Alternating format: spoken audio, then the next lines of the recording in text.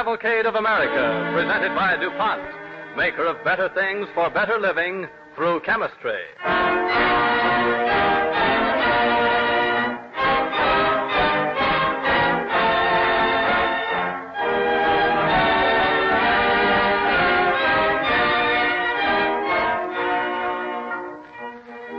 We'd like to tell you tonight about a man named Davy Crockett, part history and part legend.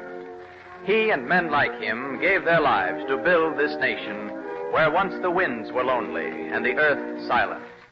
Some gave it a spirit. Once in a while, they themselves became legends. The Cavalcade players bring you the story of one of them, Davy Crockett, in a radio play written by Peter Lyon and starring John McIntyre. Our orchestra and the original musical score are under the direction of Don Voorhees. DuPont, maker of better things for better living through chemistry, presents John McIntyre as Davy Crockett on the Cavalcade of America.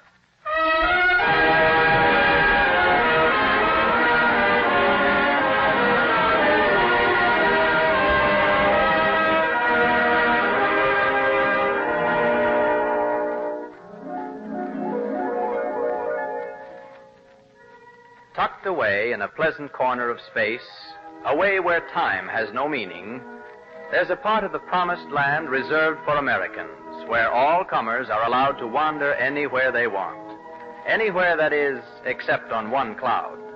On just this one cloud, there's a sign which says, reserved, and another, keep off this cloud, and still another saying, only legends allowed here. That's the cloud where John Henry lives, and Paul Bunyan, and Huckleberry Finn, and Pecos Bill, and Daniel Boone. Just recently, Davy Crockett climbed aboard that cloud. He had a hard job, though.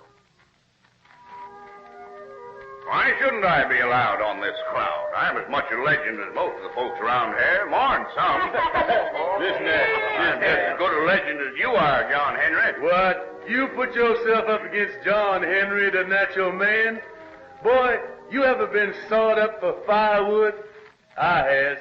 I'm John Henry, the natural man. And when I laughs, the ocean stops slapping on the shore.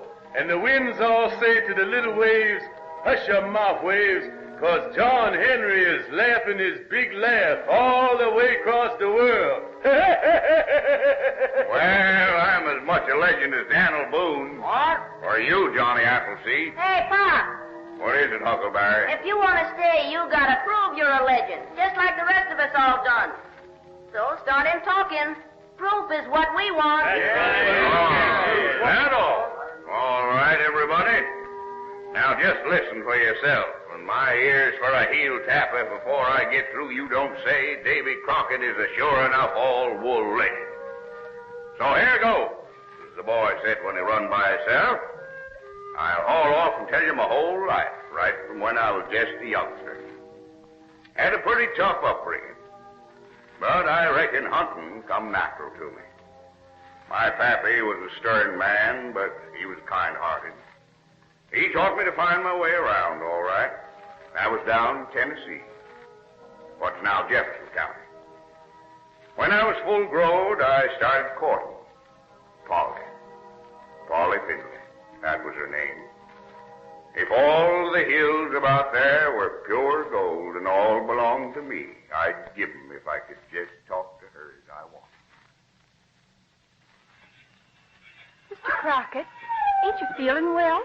You speak so little this evening. Well, Miss Polly, trouble is, whenever I think of anything to say to you, my heart begins to flutter like a duck in a puddle. Oh, honest? Why, that's funny, Mr. Crockett. And then when I outdo my heart and speak, it gets right smack up in my throat and chokes me like a cold potato. You seem to be talking clear like now. Well, Polly, Miss Polly, my ma was telling me that what I should say is that you're the darling object of my soul and body, and that I must have you or else I shall pine down to nothing and just die away. Oh, Davy, I'd no idea you felt like that. Oh, if only Ma... Your ma promised you to somebody else, did she, Polly? Well, there was some talk of it. But you prefer me, Polly? Oh, yes, David. Oh, listen, Polly. I'll ride by next Thursday and bring a horse and bridle and saddle for you. You be ready to go. We'll be married despite your ma.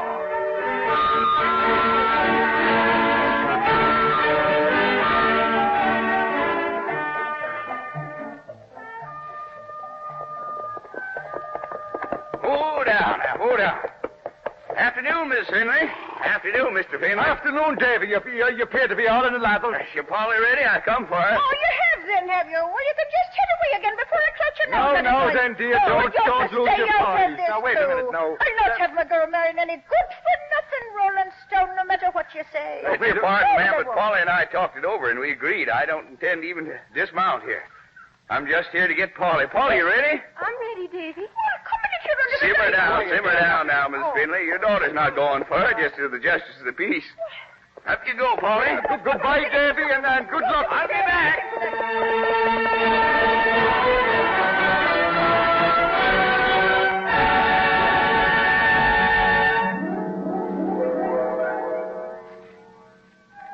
Well, we ain't heard much legendary yet, Davy. It'd take taller talking than that to get you a place on this Now, cloud. hold on, boy. I am just warming up. Now, in fairness to your chances, Davy Crockett, you better tell us some pretty lively things if you want to be a legend. Now, remember, wars against the Indians don't count for much. Why, Daniel Boone, I was just going to tell you how I met the Creek Indians in 23. Skip it. All right, Daniel. I'll just say that after it was all over, we made some peace treaties and settled down for quite a spell. Seemed like we were in for a season of happiness. Always that way, just before something fierce happens to you. Polly. My Polly was took sick and died. I was left with 3 children, 2 sons and the youngest, a daughter, just a baby. After about a year, I come to the conclusion I'd have to have another wife. There was a widow lady lived in the neighborhood. I'd begun to pay my respects to her, in earnest. But I was as sly about it as a fox when he's robbing a hen. Good morning, Colonel Crockett. Morning. Widow Patton? Buddy couldn't ask for better weather. Oh, I reckon not. Well, how's everything coming along over your way? Oh, pretty good, all things considered. Mm-hmm. Must be quite a chore, a lone woman like you, raising 2 children, all by yourself and all. Oh, I manage all right. Not proving too much for you. No? Oh. You manage to do the farming and all by yourself. Yeah? Good little farm, too, don't you think? Yeah, not bad. Heard you had your trouble. Sorry about your wife, Colonel. Yeah. Find yourself lonely, do you? Why, no, not at all. Oh? Well, a little, maybe. I thought maybe. Matter of fact, Mrs. Patton, I was thinking about getting married again, maybe. Do tell. Well, say, you must invite me to the doings when as and if. Oh, I meant to. What I was thinking of was, listen, Mrs. Patton, we've always been good friends, ain't we? Hmm? Yeah, so I thought. Well, you're a lone widow and me a widower, so... This, proposal, Colonel? That's what I had on my mind, yeah. Well, seems like a likely idea to me. Good for you, ma'am. I'll ride for the justice right away.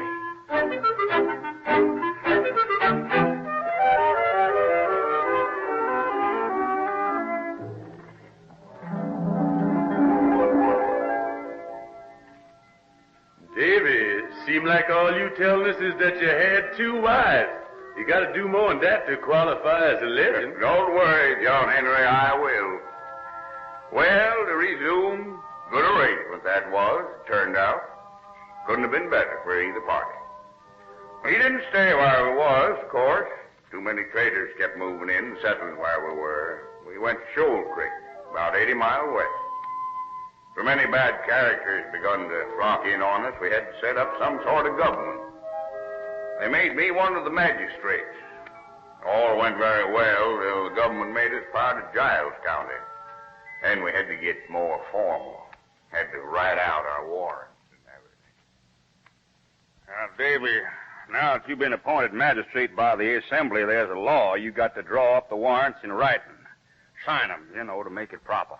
Warrants on a piece of paper? Yeah, that's what I was told, Davy. You're supposed to keep a book and write down all the court proceedings in it. But listen, Jim, you know I can't write my own name. Yeah, that's why I'm might worried, Davy. Fellas in the Assembly might want to see your book. Well, if that ain't a huckleberry over my persimmon. I ain't never had a decision of mine reversed yet. Why should I have to write it down? Yeah, that's the law, Davy. Jim, can you write any? I can write some, Davy. Could you write my name, maybe? Or teach me the way? Reckon I could teach you. Well, I'll tell you what. If there's any trouble, don't you bother looking me up to sign any warrants. You just make one out and go ahead and sign it. Then, well, if there's any mistakes, I can fix them up during the trial. But, Davy, can you read? How'll you know if I make mistakes? Huh? Well, we'll cross that bridge when we come to it, Jim.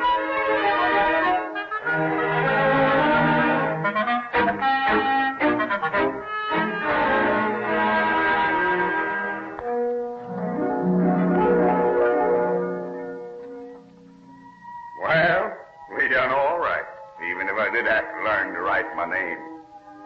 My judgments were never appealed from, because I relied on natural-born sense and not on law. Never read a page in the law book in all my life.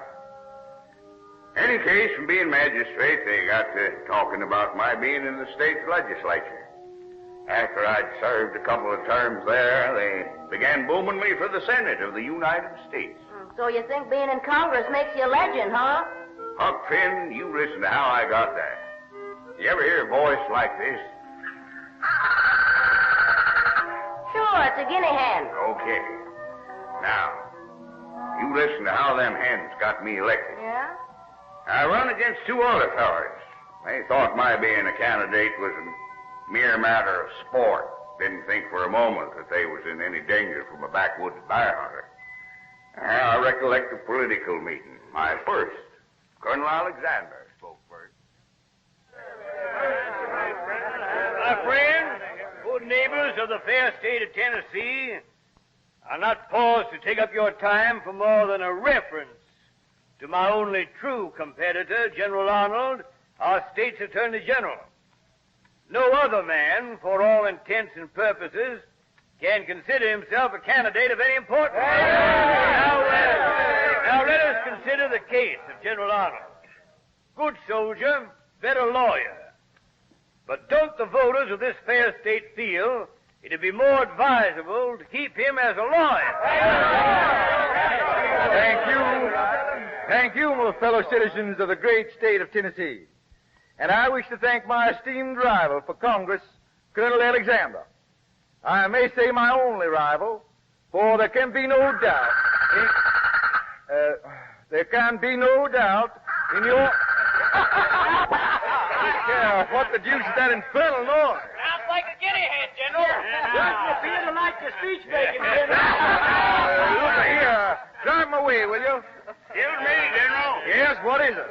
Maybe I should introduce myself, since you and Alexander act like you don't know I'm running for Congress against you.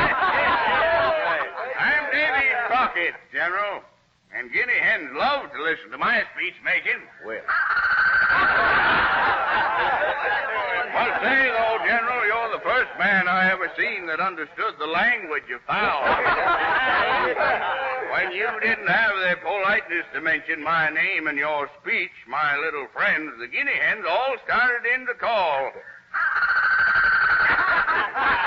What they're saying is, Crockett, Crockett, Crockett. I want to drive my little friend away. You give us a speech, Davy. Who is that down there? Lem Hawkins? You bet your boots, Davy. Well, I'll tell you, Lem.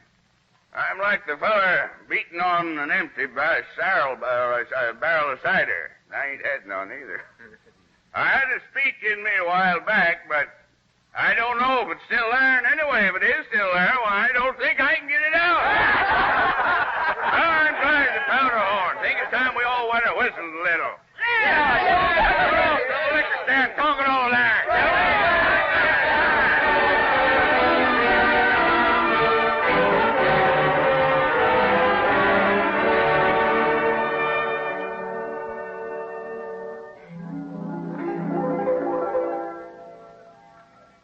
Well, boys, them sort of tactics and a little common sense, well, I beat my competitors 2,748 votes. Quite a landslide, all the folks said. So I went to Washington. Ever go to Washington City, Huck Finn? Of course not. No legends ever goes to Washington. No, Washington's no place for us. Well, it's a funny place. Folks stared at me like they'd never seen a bearskin cap before in their lives. Boys, I fit the political machine the whole time I was there. But they ganged up on me when I got back home, beat me 232 votes, contrary to all expectations. My wife Sarah met me when I come home that day in late fall. Hat fits you better, Davy? Why wouldn't it? Understand you lost the election. Well, they ganged up on me, Sarah.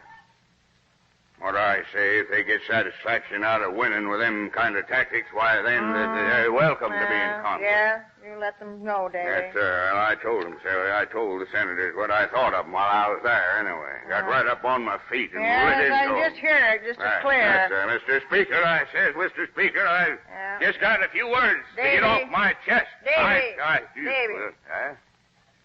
You ain't in Washington City now, Davy. Only living things around here that has the time to listen to your speechifying is those chickens over yonder. Chickens? Yeah, those chickens. You want to tell anybody what you told the senators, you mosey on over and just tell them chickens. Don't bother me. And don't frighten the young'uns.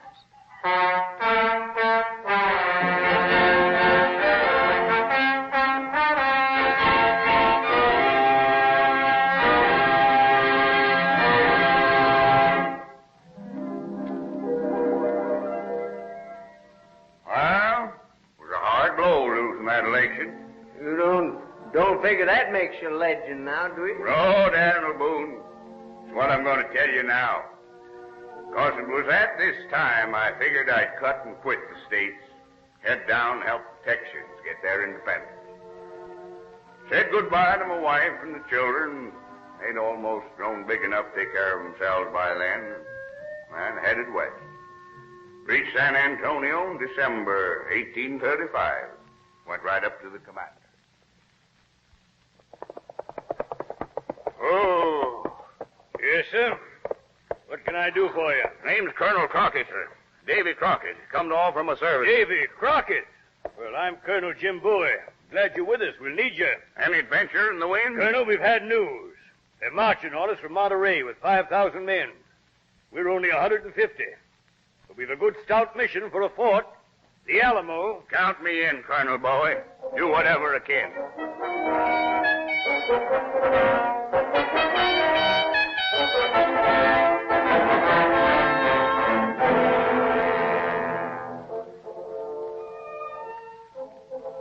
Morning of February 23rd, we held a little council of war. The enemy was on the outskirts of the town, so we decided we better hightail back into the fort. Around noon, they marched into the town, the red flag in front, to show they didn't intend to give any quarter. Well, neither did we. That afternoon, a messenger come to parley with Colonel Travis in command of the Alamo. You are in command here? I am. Speak up quick. We don't like your kind around here. My general has instructed me to demand complete and unconditional surrender. And to say that if you refuse, every man will be put to the sword. He demands your immediate answer. Gunner. Yes, sir. Fire your cannon. Yes, sir. Fire cannon! That's your answer. Now get, and get fast.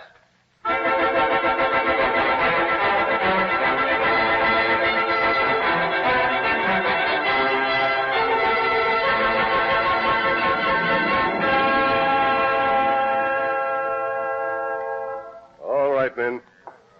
It's midnight now, the 9th day we've been holding them off. This Alamo church here is as good a place as any to tell you that in a few days, perhaps within a few hours, we must be in eternity. But I ask you to do all in your power to withstand the assault of the enemy. I ask you to fight for liberty. We shall fight them when they storm the fort. Fight them when they scale those walls out there. Fight them until our arms are powerless to lift our swords in defense of ourselves, our comrades, and our country. Then, I draw this line across the floor with my sword. Those of you who want to escape, better take your chance now. Those who want to remain and fight that fight, step across this line to my side. Out of my way, boys. I'm going over. We're with you, Davy. Come on. Last one across loads the muskets tonight. You're brave men, all of you. Colonel Crockett, I ask you to take charge of these men. Take them back to their posts. The enemy will attack at daylight.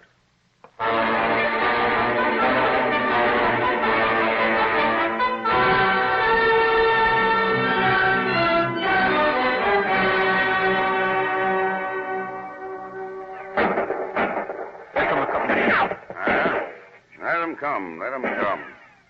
Only a couple of muskets, Ben. Yes, sir. Hey, Colonel, don't you think they're getting a wee mite too close? Makes easier, eh? Watch. Golly, Colonel, 2 shots and 2 dead. That's just a fire average, if I do say it. Tell me, Lee, you see a crowd lining up over there? It's a band they're bringing up from the left. For the victory march, I guess. Victory march? What do you mean? That's Bowy's field. Why don't these men shoot them off? Colonel Crockett, sir. Well?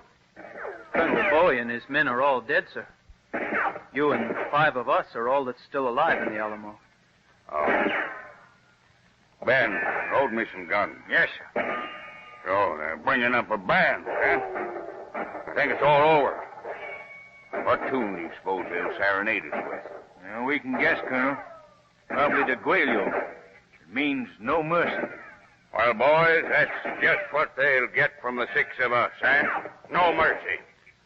Might as well give them a little tune myself. Come, tyrants, shake your iron rod, and slavery clank her galling chains. We fear you not. We trust in God and freedom's right. Colonel Crockett, sir. Well, boys, they got me. And last, my name on it.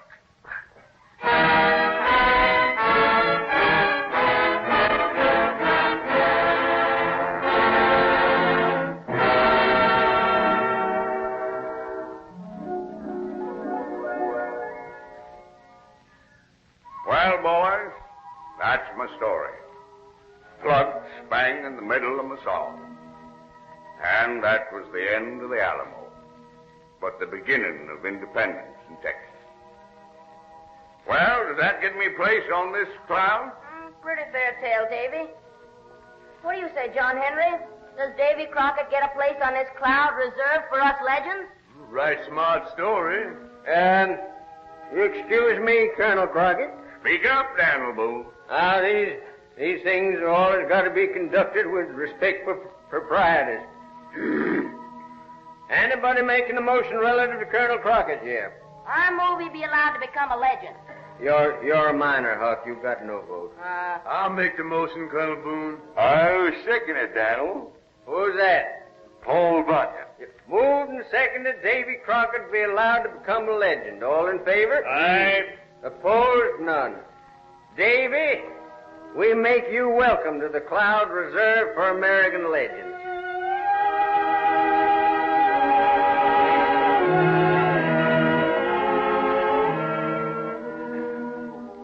Davy Crockett. They voted him in, and rightfully he belongs to the immortals. But there's another part of him, something in Davy Crockett's gallant spirit that has never left America. That's why we know he also belongs to us.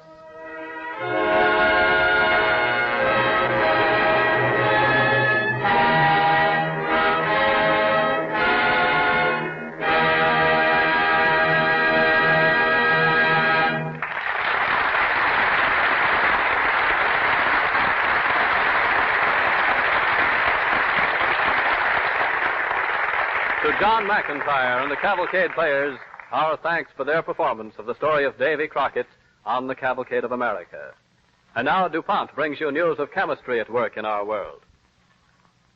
Potters and glassmakers used to hand down their secrets from father to son.